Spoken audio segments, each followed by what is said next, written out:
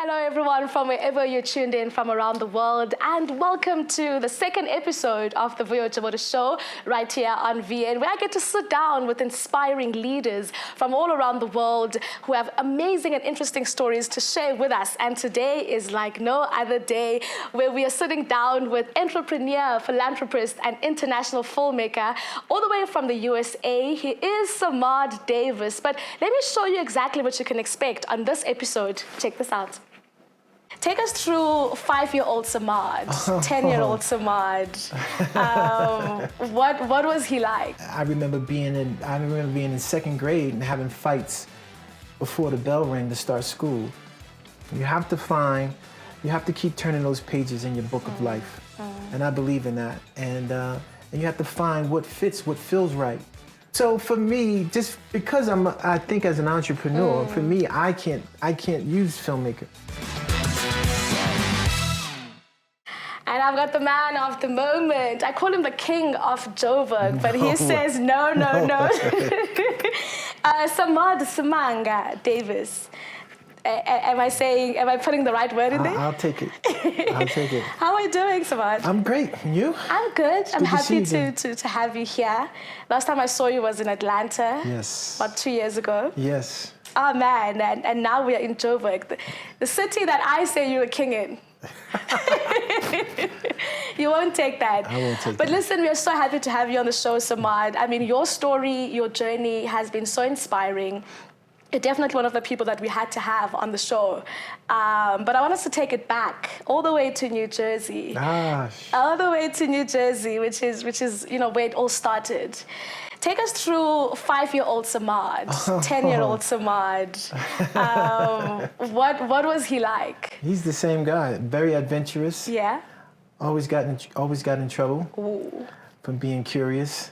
I had a good childhood, actually. Yeah. I grew up in the equivalent of Yeovil in South Africa, Okay. in Joburg. Yes. My hood from North New Jersey felt more like Yeovil. Yes. But as dangerous as it might have been, it still was our hood.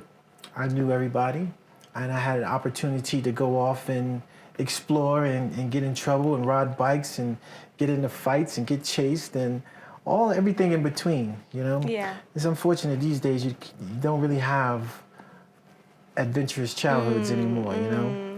But I grew up in North New Jersey, which is a very historical city in America. The first international airport was North New Jersey in the country. Yeah.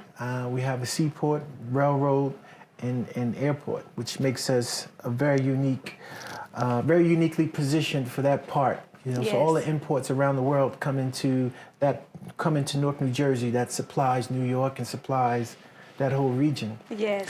But just always been a very curious and adventurous kid.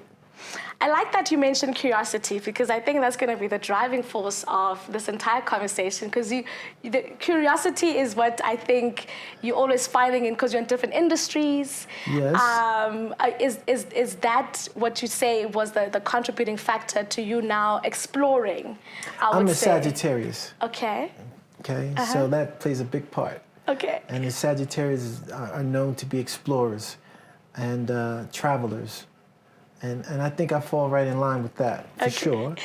But yeah, just growing up, just always trying. Life is about chapters. You have to keep turning those pages in your book of life. And I believe in that. And you have to find what fits, what feels right.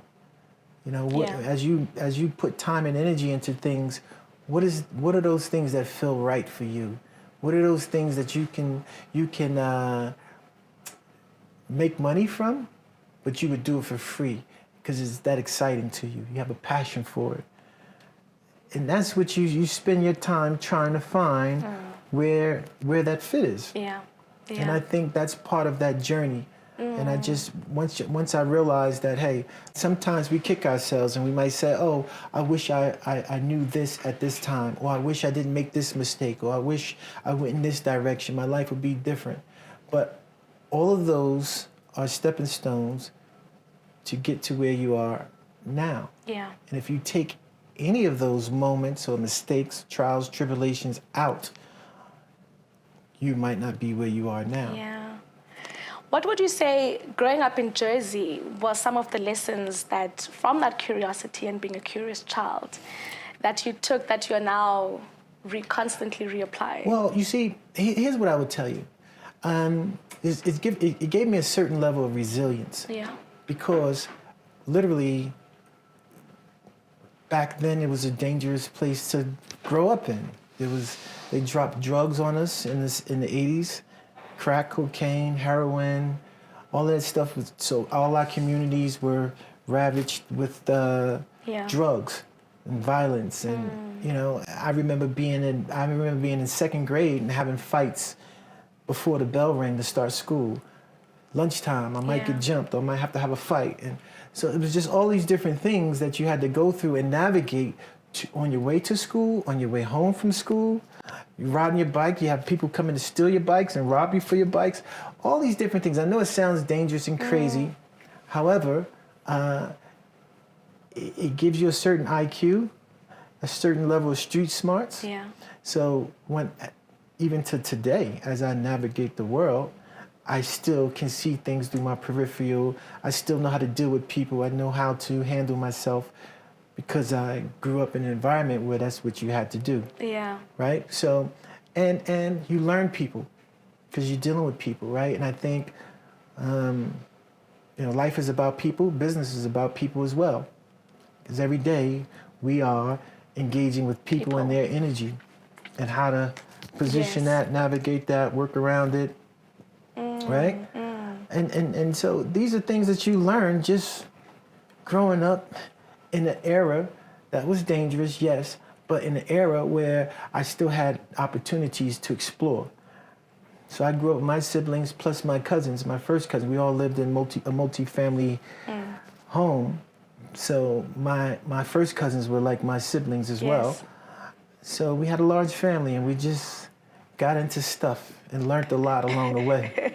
Sounds like a colorful childhood. It was. I mean, I actually feel sad that, these days, in this day and time, you can't really have the same kind of childhood anywhere, whether it be South Africa, whether it be in the U.S. It's too dangerous, so you kind of shelter your kids. Yeah. You can't just let them go the way we were able to be let go, because the gun violence is different now. You see? Yeah. So I respect and appreciate that era of time that I grew up in, and I can see how it affects my life on a daily basis to this day. To this day. And you mentioned that Newark. Newark. Newark. Newark. So it had the first international airport, right? Yes. And now getting to see how you yourself as Samad are a global citizen, are an international traveling. I'm a Pan-African. Pan-African. Yes. Would you say that also played a factor into that, or was that just coincidence? No, it's not coincidence. I will say my grandmother, my father's mother, she exposed me to travel. Okay. She used to take me when she retired. She was you ever seen the movie Hidden Figures? Yes. My grandmother was one of those ladies who was a mathematician, mathematical genius. Yes. And they used to utilize women like her they called them computers. So NASA, they would work for the space program. They would run the calculations on how the distance between Earth and the moon to get the rockets up. So, but when she retired, she used to run with her niece, my Aunt Betty, who had a beauty salon and who was in the beauty business, and they used to go all these conventions. And she used to travel. She used to bring me with. She would bring my oldest cousin, who was a female, Monica, and she would bring me, the baby of all the grandkids. Oh. So I used to go to Chicago, Texas, Virginia, Maryland, you name it, D.C., Georgia. So she was the one exposed me to travel. And then my father, who's a lawyer, he's traveled the world, and he's traveled Africa. And then I have an uncle who used to work for the U.S. government, who his job in the government was to establish trade, work between trade deals between the developing nations in Africa and the U.S. government. So he's been to Africa 300-something times. Every head of state came through his office in New York. Mm-hmm. So my first time coming to Africa 15 years ago was with my father and that uncle. and I was able to go to 6 countries over the course of 45 days, and we were hosted by the heads of state of each country. So my introduction into Africa was on another level. Yeah. And being African American, as they call us in America, that was an eye-opening experience because we typically had no relationship. African Americans had no real relationship with Africa, besides because we couldn't really trace ourselves back anywhere further than the South, where slaves were dropped off and then sold off into plantations. So if we wanted to trace back, we would stop somewhere in Georgia, South Carolina, North Carolina, Virginia, Maryland, Louisiana, Texas, Alabama, Mississippi. That's where it gets cut off. Cuts off, yeah. Yeah. So and then all the content that they would show us in America of Africa would be Tarzan, HIV, some drug lord, a warlord, some dictator, genocide, HIV, starving kids. That's what they would show us on TV. Yeah. So the average African American had no real desire to interact or think about going to Africa, Makes right? sense. Yes, yes. So you can imagine when I first went to Africa, I said, "Wow, that's it's totally different than what we are told. What we were told." Yeah. So I went to Senegal, Cote d'Ivoire, Liberia, Benin, Ghana, Nigeria. Okay. Did I miss? Is that 6? That's 6, yeah. Yes. Okay. And becoming a serial entrepreneur, and that, when did you bump into entrepreneurship or get introduced to entrepreneurship? Well, I come from a family of entrepreneurs. My mother's father was an entrepreneur. I had entrepreneurs on my father's side. My father's a lawyer, but he's an entrepreneur. He always had his own law firm. Okay. I grew up in his law firm. I never actually had a regular job. I've always somehow worked for myself. So I've never been employed as an employee in my life. However, I might have my company and my contract with a company for certain projects or what business-wise, but it's still my company having to deal with another company. Yes, yes, yes. So, so I've always been an entrepreneur. It's just in my blood. It's the way I'm wired. It's the way I think. I think from a business perspective first and foremost. I used to, I'm a licensed barber. Yeah, go figure. The barbershop played a huge role in my life. Okay. A huge role in my life. Barbershop has me here today, if we're not for the barbershop. Because the barbershop, I used to rent my chair, pay a certain amount of money per week at this barbershop. Okay. To utilize their chair. And I had my own clientele. Yes. I had a lot of clientele. And one of my customers was, I tell the story all the time. One of my customers was an older gentleman, Mr. Earl. He used to wear these overalls with the paint and all the dust on it, right? Yeah. Because he was in construction. Okay. And he would always tell me about real estate and real estate and real estate. And one day I said, well, I want to know more about it, and maybe you can mentor me into getting into real estate, which he did. And then he put me in touch with another guy that he worked with, and they sold me my first piece of property, which was a property that needed to be redeveloped. Yes. It was abandoned for a long time. Okay. He gave it to me for $2,500, and I put maybe another $2,000 in cleaning it out, gutting it out, make sure all the junk was out of there, and I sold it to somebody else for $30,000. I was like, okay, this is 1995. Wow. 96, 95. Yes. And then I just kept going from there. And so I did more and more of that stuff, and then that ultimately allowed me to enter the food industry. I had a restaurant. I had my own barbershop. I moved from renting my chair to my own barbershop. Okay. Okay. And from my own barbershop, I also opened up a restaurant.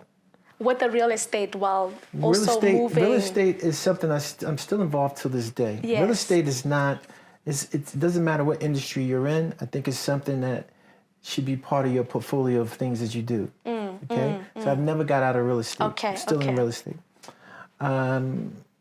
So you had the barbershop. But the barbershop on one end of the avenue, at the bottom of the avenue, and the restaurant at the top of the avenue.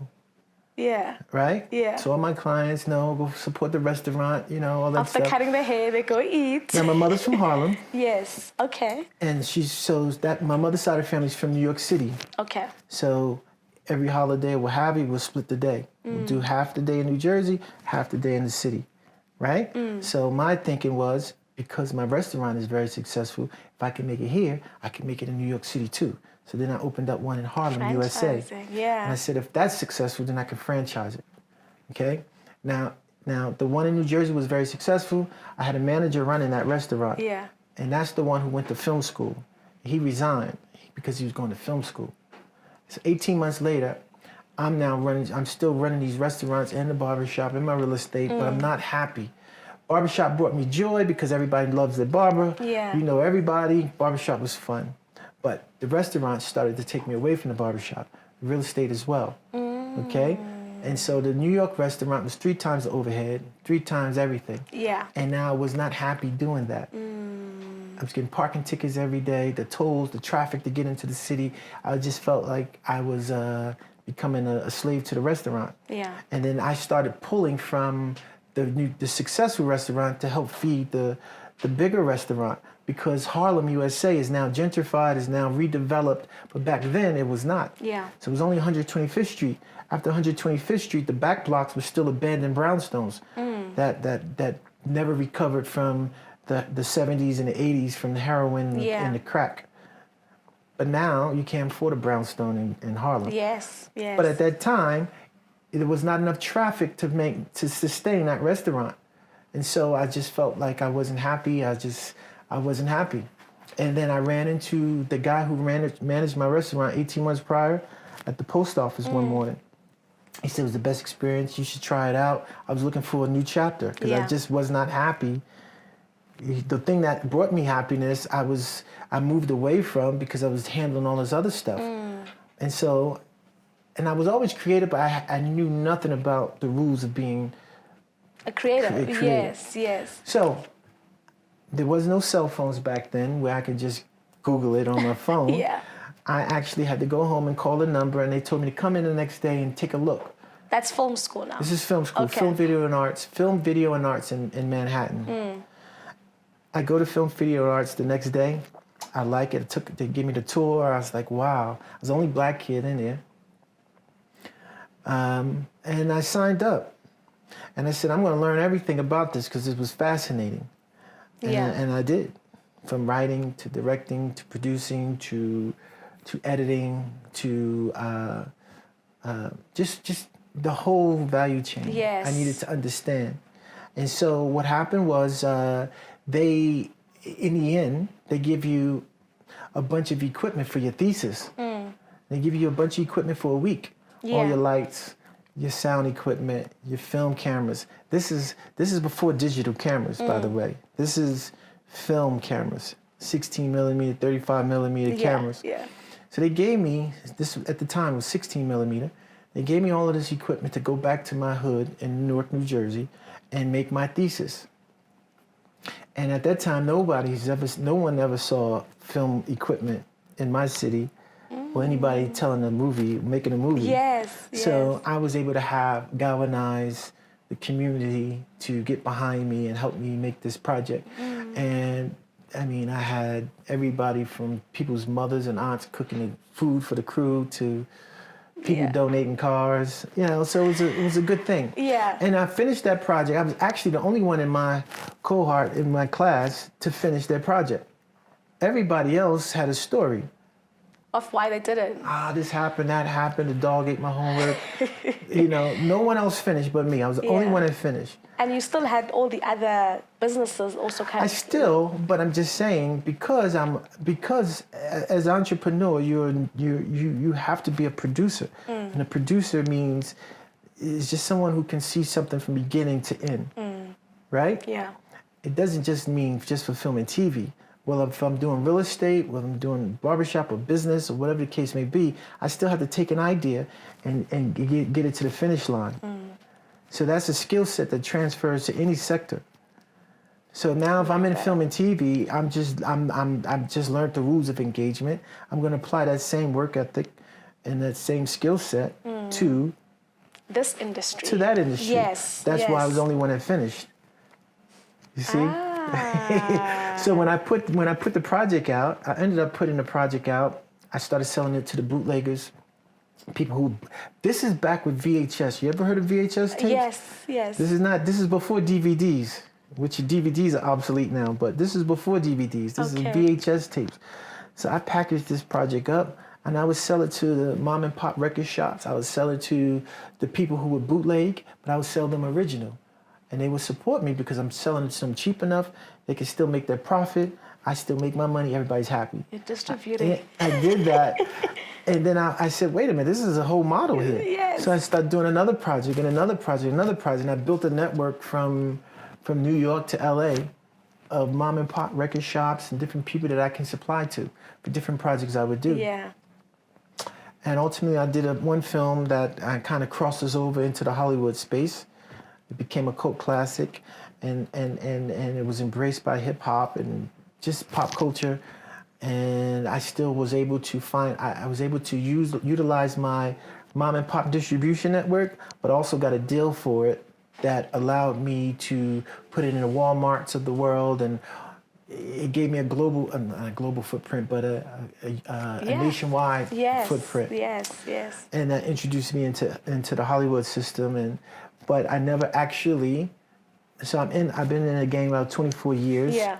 However, on my terms, as an entrepreneur, not from a creative trying to make it in Hollywood. Yes. So I never really played that game. I've always maintained entrepreneurship in my entire career. Yeah, and I like what you're saying about the skill, and then reapplying that skill within the different industries. If you're to look at the overall broader, the different types of industries that you get to tap into, which one would you say stands out the most, or has taught you the most valuable lessons?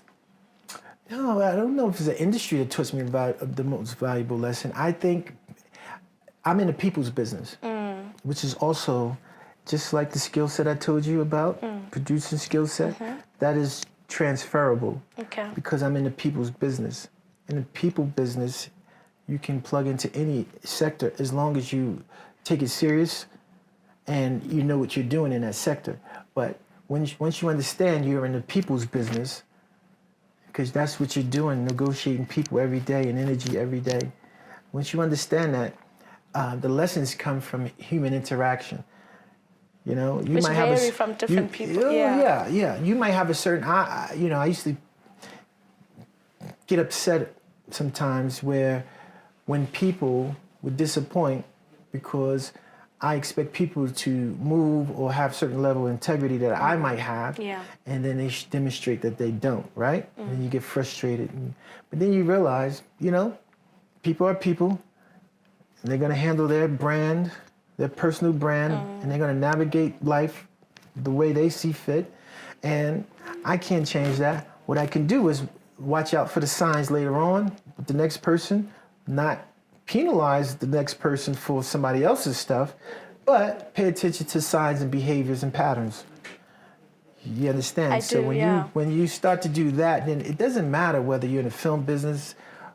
It doesn't matter what business you're in. Yeah. You're sitting down with people, and people have their own agendas, their own wants and needs, right? Their own backstory, their own trauma, attitude, you name it. Yeah. Right? And that's what you're dealing with. So once you put that into perspective, then you realize you can navigate all different industries. Listen, ladies and gents, we got to learn a little bit more about his background and the lessons that he's learned along the way. Now we're going to go to a quick commercial break, and when we come back, we're chatting all things Kings of Joburg, film, and all things creativity, which Samad has tapped into eloquently so in both the African continent and the US continent. Stay tuned. We'll see you straight after this.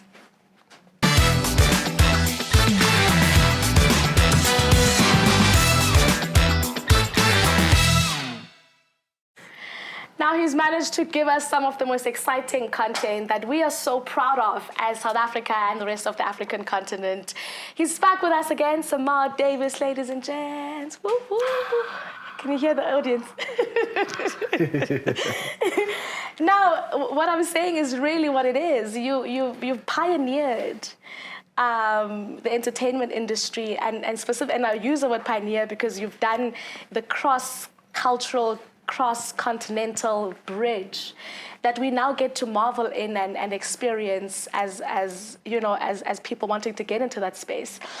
What about you, or what inspired you to really create that bridge? Because, I mean, it's one of the people that you thought about it, and we see the manifestation of it now. But what inspired you to create that bridge? Two things. First of all, I spoke about being a people's person. Yeah. I grew up I'm outside of the New Jersey, New York area. If you ask me where I'm from, I'm just going to say New York area. We call it the tri-state. Yes. Right? And in that tri-state, there's everybody. There's Indian, there's Russian, there's blacks, there's people from Africa, there's people from Haiti, there's people from Jamaica. It's a melting pot. And every day, you're dealing with all types of people. If you ever rode the subway in New York City, you'll understand there's someone from all over the world on the subway with you. Yeah. Okay? Yeah. So, life is about people, we're interacting. So I don't believe in tribalism. You see? So that's why I say I'm a Pan-African. Yeah. I'm African American. I've done my DNA. I'm from all over Africa due to slavery, plus some other stuff, right? I don't believe in tribalism. I believe in people. And I think as it relates to people of color, as we say in America, it's different than how you classify things. But anybody of any color is a person of color in America, right?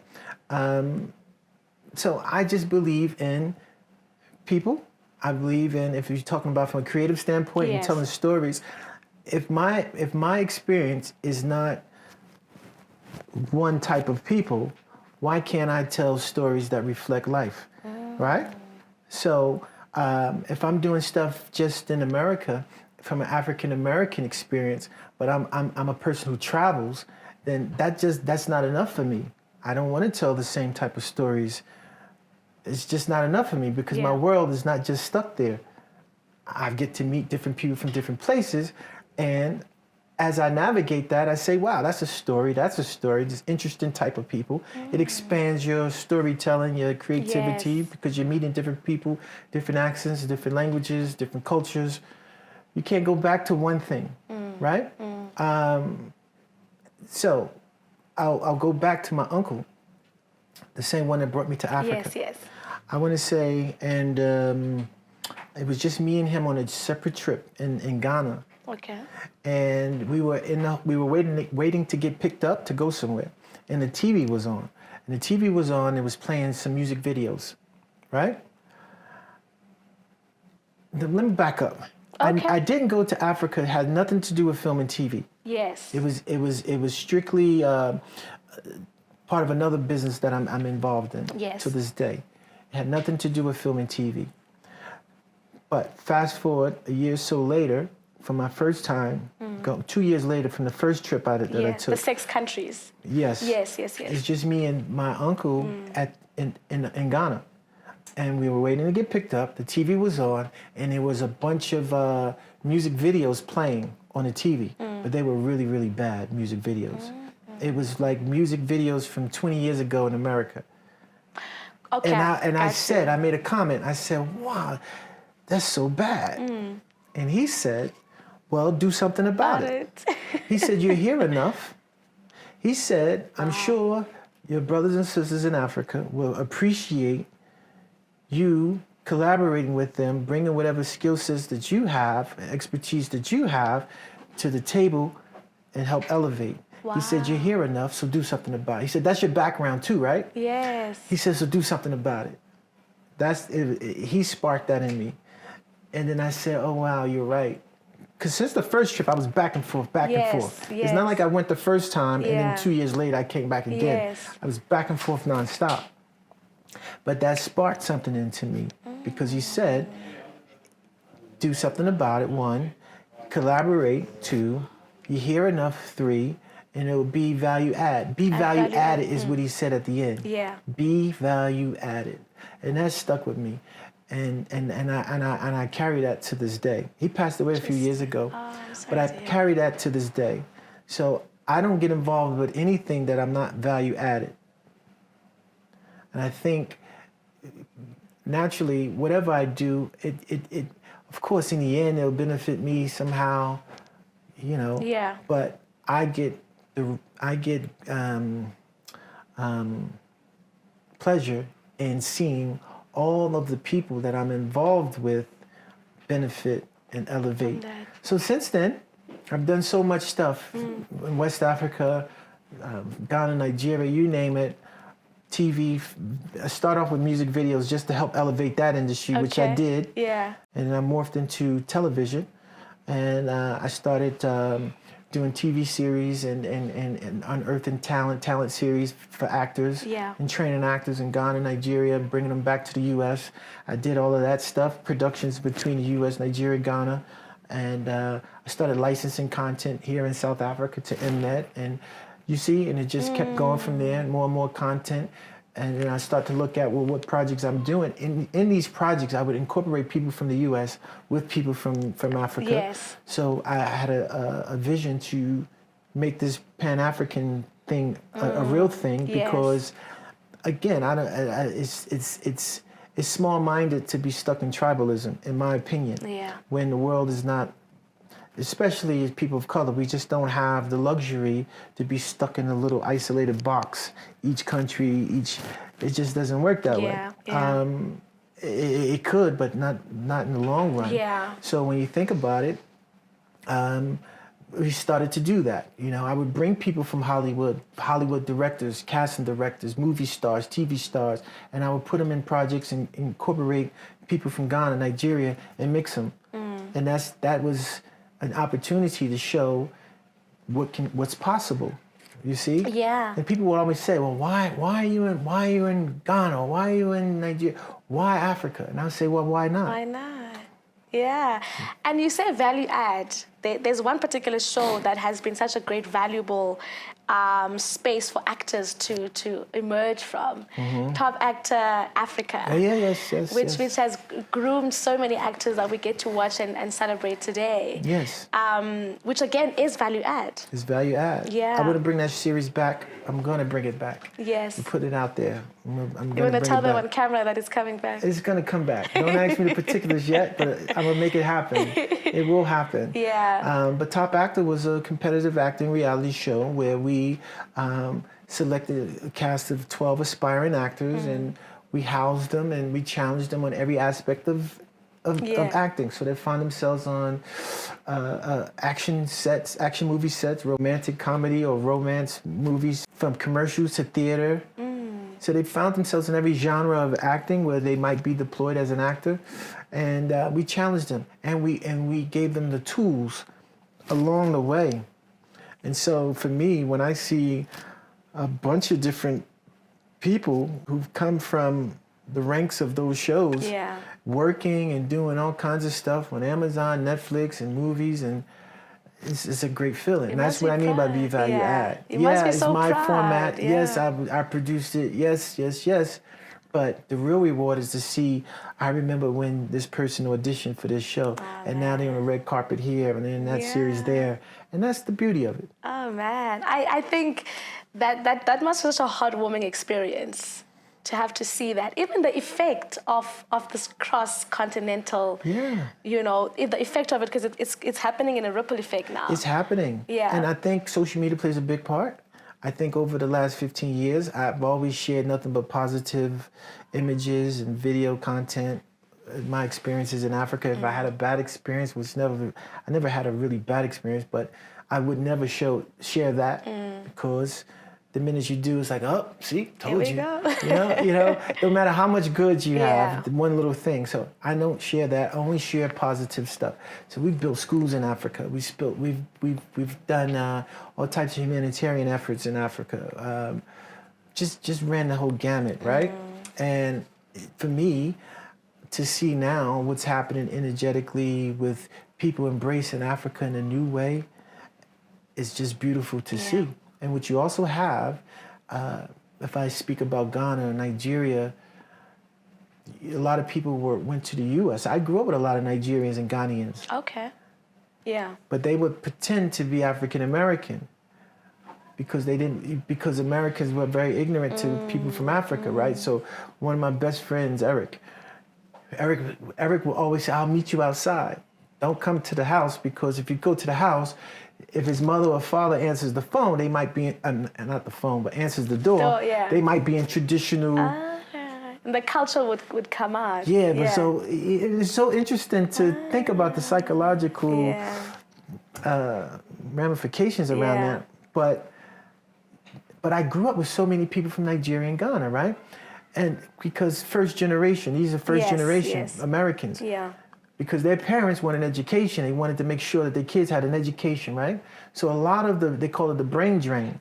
So a lot of the talent from those countries went off to the UK, US, Canada to get educated. Yeah. And they never came back. Okay. So it was just the elders running the countries, right? Yes. And there's no real new energy and new technology but now what's happening in Ghana and Nigeria, if you go back now, you'll see the young people have come back.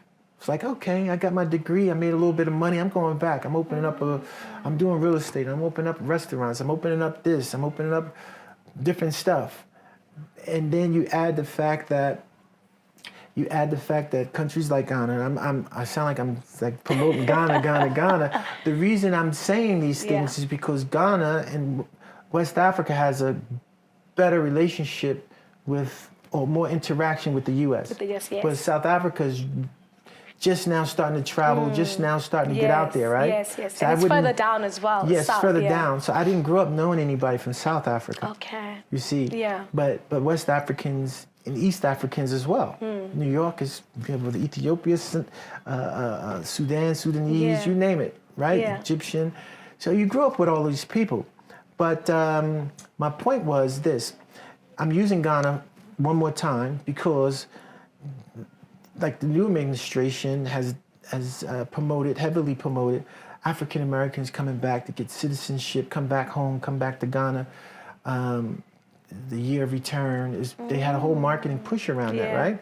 And then you add the music festivals that they do, and then you add Black Panther, right? And then you add just all the different energy and positive stuff around being Africa and being of African descent has made people proud and take a new look at Africa. Like, okay, wait a minute.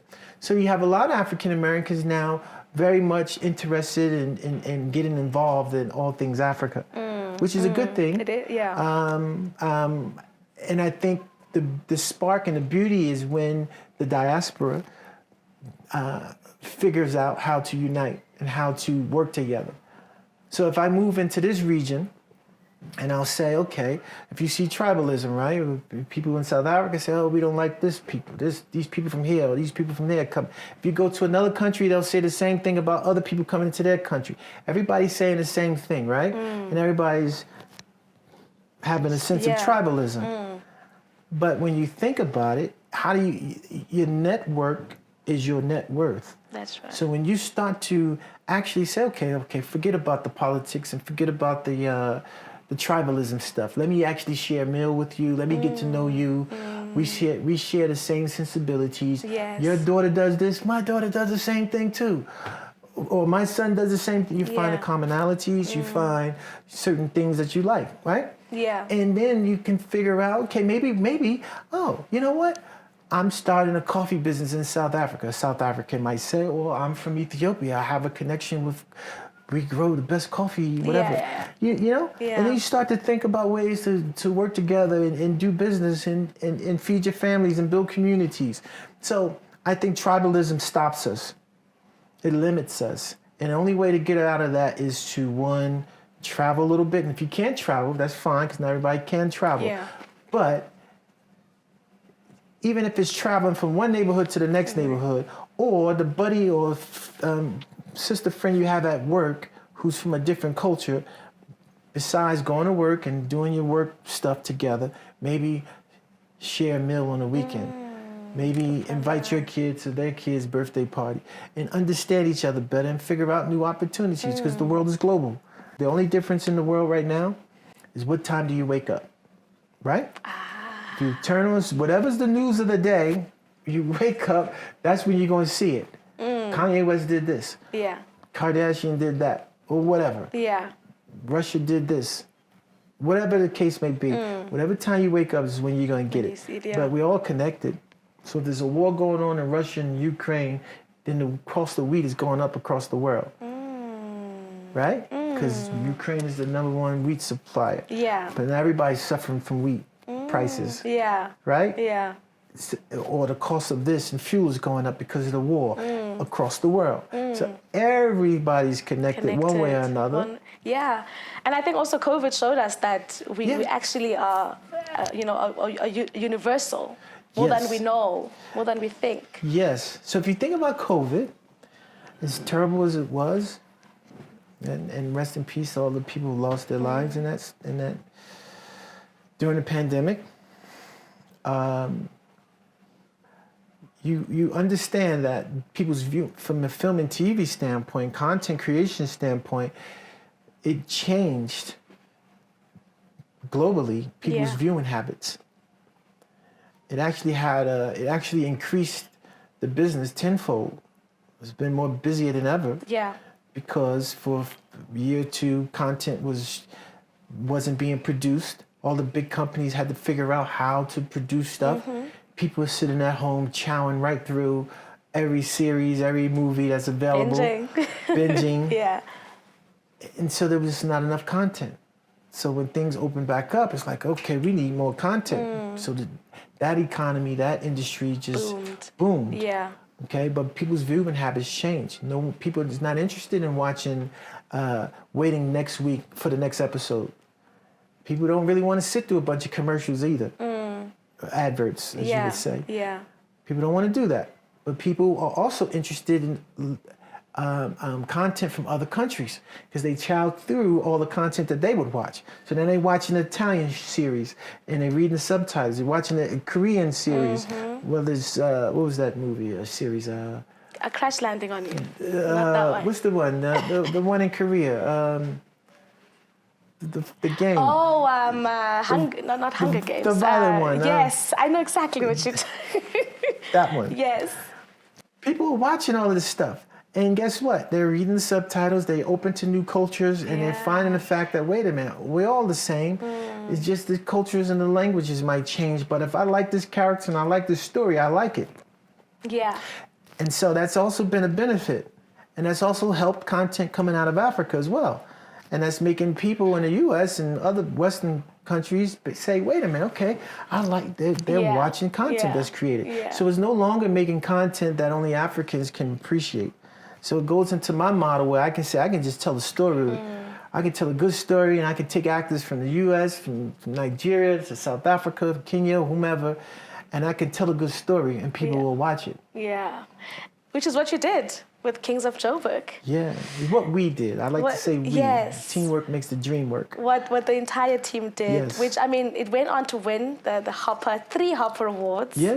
At the Hollywood and African Prestigious Awards. Yes. How did your involvement come about with Kings of Joburg? When did you be part of the process? Easy story, well, interesting story. Well, I was friends with Connie Ferguson first via social media. You know, I see what she's doing, she sees what I'm doing. And then when I was in South Africa, he said, okay, we definitely need to meet and sit down. And so me, her, and Shona, God rest his soul, had dinner, and we just hit it off. And we just like, okay, so what can we do together? What could we do together to make some magic? And at that point, he had this concept of Kings of Joburg. Him and Connie, they funded the pilot. And he said, well, you know, I have this project called Kings of Joburg.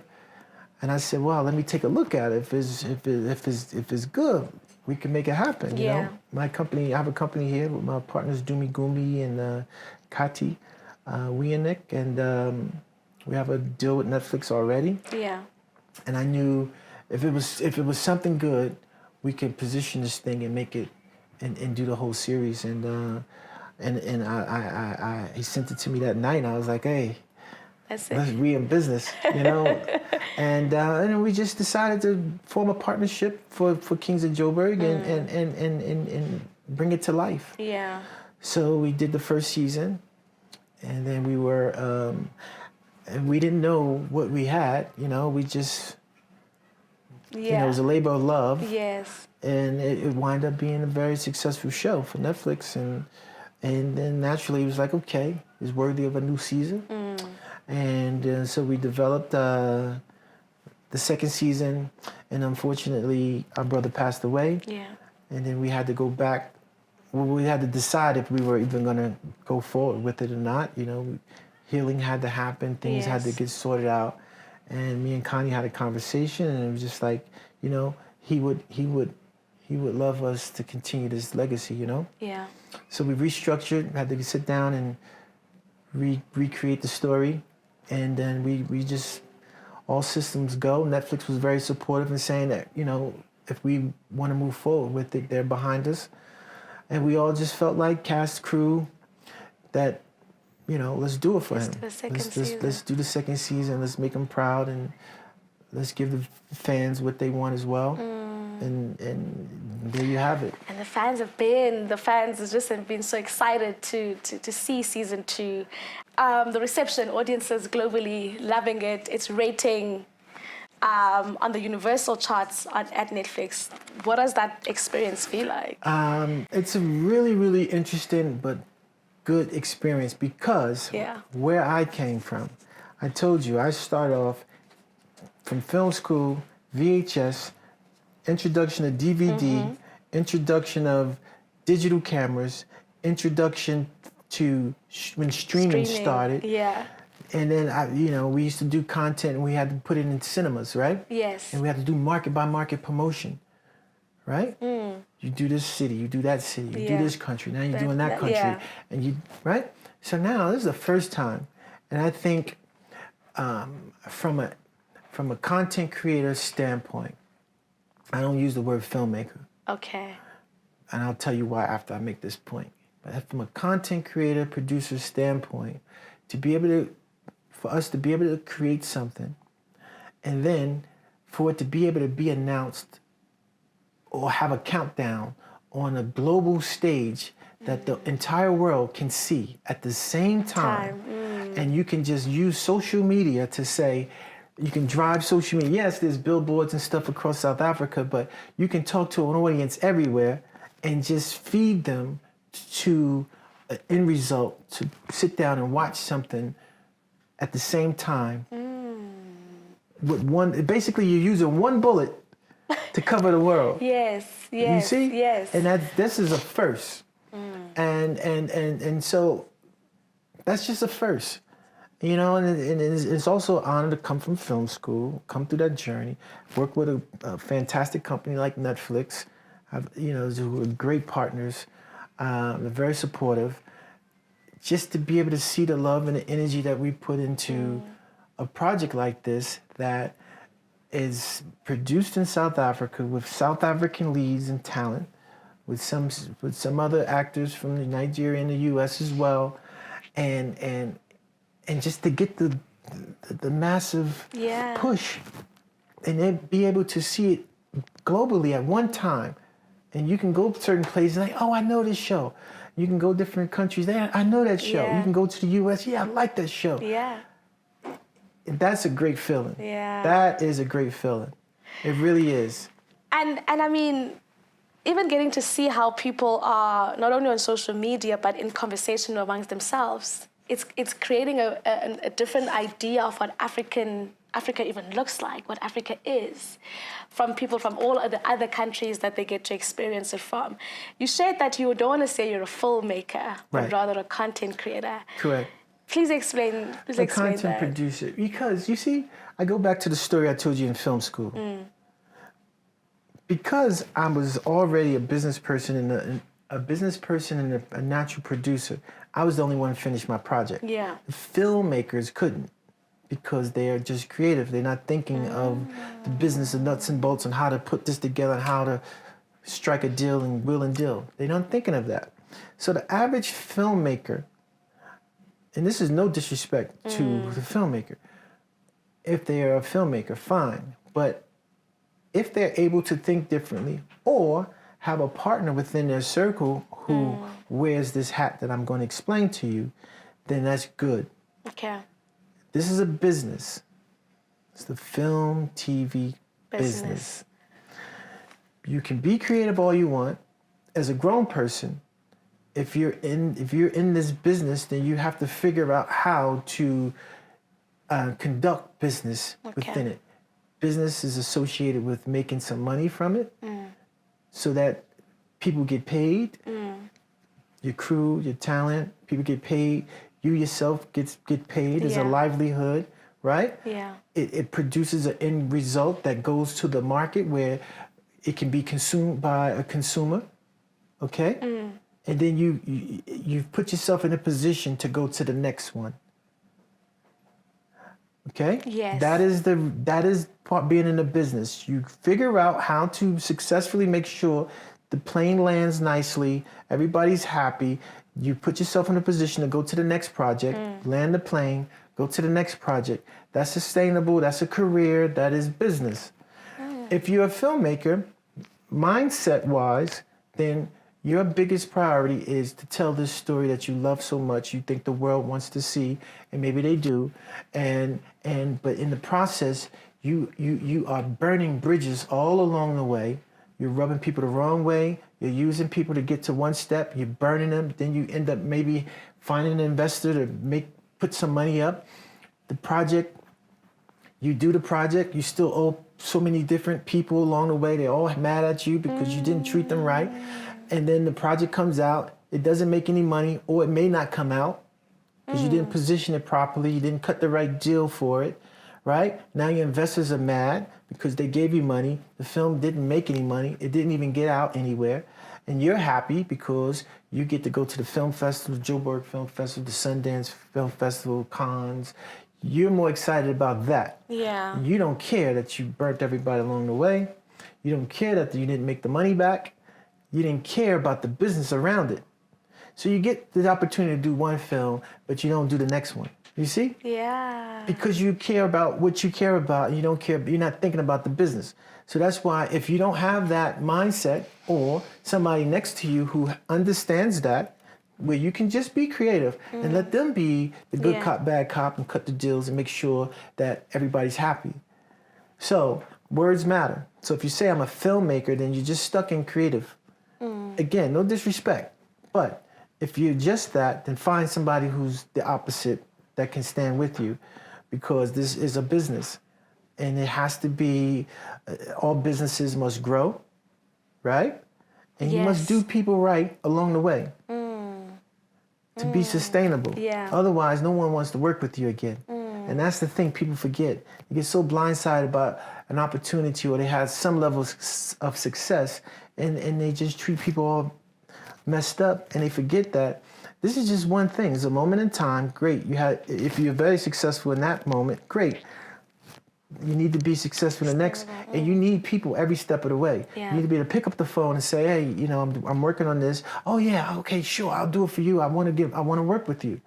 You don't want the scenario where your name pops up and they say, oh no, and they got horror story after horror story of how you did this person wrong, that person wrong. You still owe them this, and you still owe that one that. That's typically what happens. And that's why I say I definitely don't want to be affiliated with that.